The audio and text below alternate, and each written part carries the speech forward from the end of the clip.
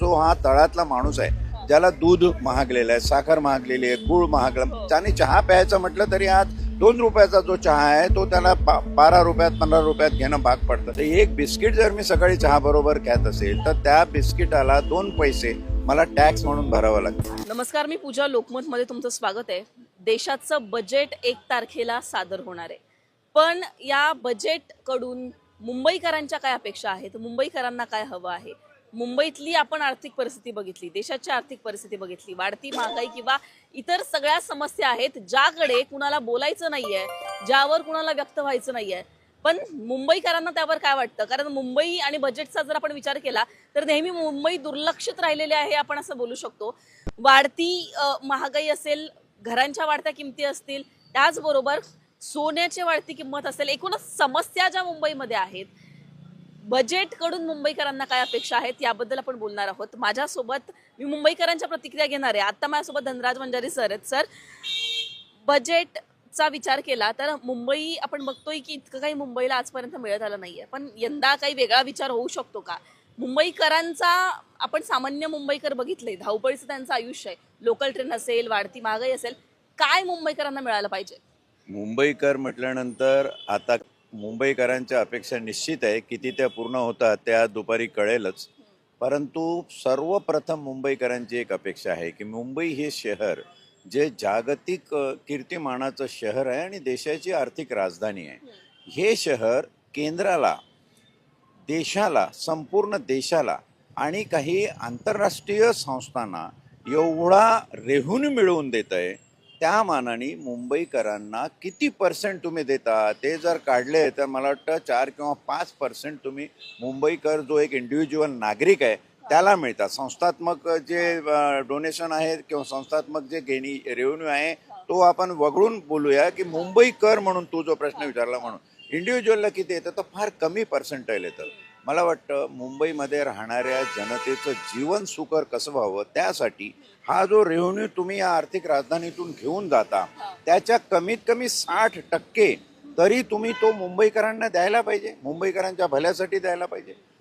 तेही जर तरतूद याच्यामध्ये झाली तर ती पहिली अपेक्षा मला वाटतं सगळ्या मुंबईकरांची असेल.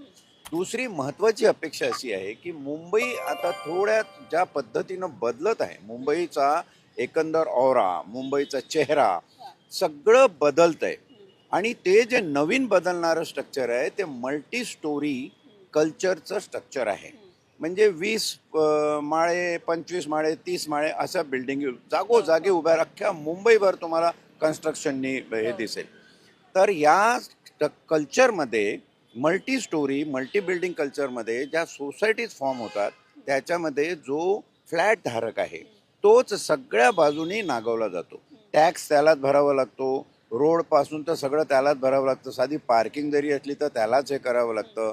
साधी कन्व्हेन्स डीड म्हटली तर ती त्या सोसायटीला मिळत नाही, ती ते बिल्डरला मिळते आणि बिल्डर हा कन्व्हेन्स डीड करून देत नाही कारण FSI त्याला वाढीव मिळतो, तो बिल्डर वापरतो. मुंबईकर म्हणून, एक फ्लॅट धारक म्हणून त्याचा त्या FSIवर कायदेशीर, नैतिक सगळ्याच बाबतीतला हक्क आहे. तो तुम्ही द्यायला पाहिजे. किंबहुना त्याच्यावर त्या दृष्टीनं जो आर्थिक बोजा पडतोय, म्हणजे नाव येतं प्रॉपर्टीचं, ती प्रॉपर्टी बिल्डरच्या नावाने आणि टॅक्स हा भरतो. मला वाटतं त्या टॅक्स प्रणालीमध्ये, कर प्रणालीमध्ये काहीतरी बदल या बजेटमध्ये येईल असं मला अपेक्षित आहे.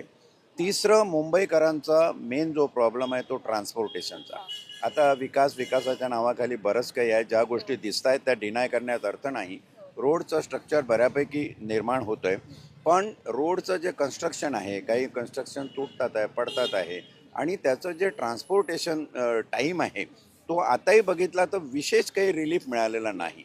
बजेटमध्ये आता मेट्रोनी बराचसा रिलीफ दिलेला आहे, नाकारण्यात अर्थ नाही, कारण जे आहे ते खरं आहे आणि काही गोष्टी तर अजून या सुविधा वाढवून देण्याची गरज आहे. आणि त्यातल्या त्यात जे ज्येष्ठ नागरिक आहे त्यांच्यासाठी काहीतरी कन्सेशन्स दिलं पाहिजे. जे कन्सेशन तुम्ही ज्येष्ठ नागरिकांना आधी रेल्वेचं दिलं होतं, कोरोनाच्या नावाखाली, लॉकडाऊनच्या नावाखाली ते जे काढलं ते अजून दिलेलं नाही आहे.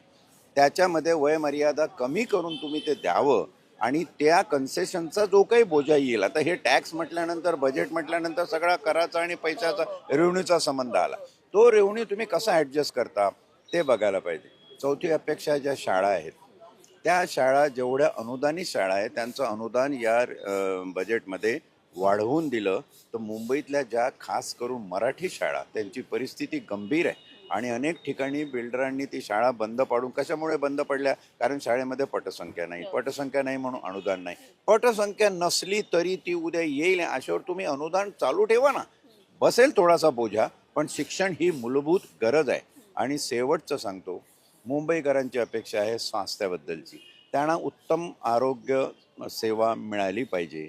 त्यासाठी आज जे गव्हर्मेंट हॉस्पिटल्स आहे, तुम्ही अगदी सेंट जॉर्जपासून जे हॉस्पिटल, नायरपासून सायनपासून तर सगळ्या हॉस्पिटलची जर परिस्थिती बघितली तर या गव्हर्मेंट हॉस्पिटल जिथे फॅसिलिटीज आहे तिथे गर्दी एवढी आहे आणि त्या फॅसिलिटीज तेवढ्याच आहे. आता 5 माळ्याचं हॉस्पिटल ब्रिटिश काळात होतं ते 5 माळ्याचंच आहे. तुम्ही तिथे मोठी हॉस्पिटल फॅसिलिटी निर्माण करावी आणि आरोग्य सेवेसाठी मुंबईकरांच्या जास्तीत जास्त तरतूद या बजेटमध्ये व्हावी, शिक्षणासाठी व्हावी असं मला वाटतं. पण सामान्य जो मुंबईकर आहे आपण बघितला त्याला एक आहे की काय स्वस्त व्हावं किंवा काय महाग व्हावं. म्हणजेच गॅस सिलेंडर असेल, LPG सिलेंडर असेल, या त्याच्या रोजच्या जीवनातल्या ज्या गोष्टी आहेत त्याबद्दल बजेटमध्ये काही लक्ष दिलं जाईल असं वाटतं का यंदा? GST प्रणालीने कसं केलेलं आहे की सगळ्या प्रकारचं फास्ट जे आहे ते कॉमन माणसाच्या, तू फार चांगला प्रश्न विचारला की आज जो हा तळातला माणूस आहे ज्याला दूध महागलेलं आहे, साखर महागलेली आहे, गूळ महागला, त्याने चहा प्यायचं म्हटलं तरी आज 2 रुपयाचा जो चहा आहे तो त्याला 12 रुपयात 15 रुपयात घेणं भाग पडतं. अशी परिस्थिती झाली आहे. ही महागाई म्हणजे जीवनावश्यक वस्तू ज्या आहेत त्याची महागाई कमी होण्यासाठी काय करता येईल का, त्यासाठी प्रयत्न झाले पाहिजे. साध्या गोष्टीमध्ये इतका टॅक्स, साधं एक बिस्किट म्हणजे हे काढलं, अनुमान काढलं तर एक बिस्किट जर मी सकाळी चहाबरोबर खात असेल तर त्या बिस्किटाला 2 पैसे मला टॅक्स म्हणून भरावं लागतात. हे एवढं मूलभूत आहे, हे फ्री करा ना. कशाला एवढ्या आता GST पाहिजे?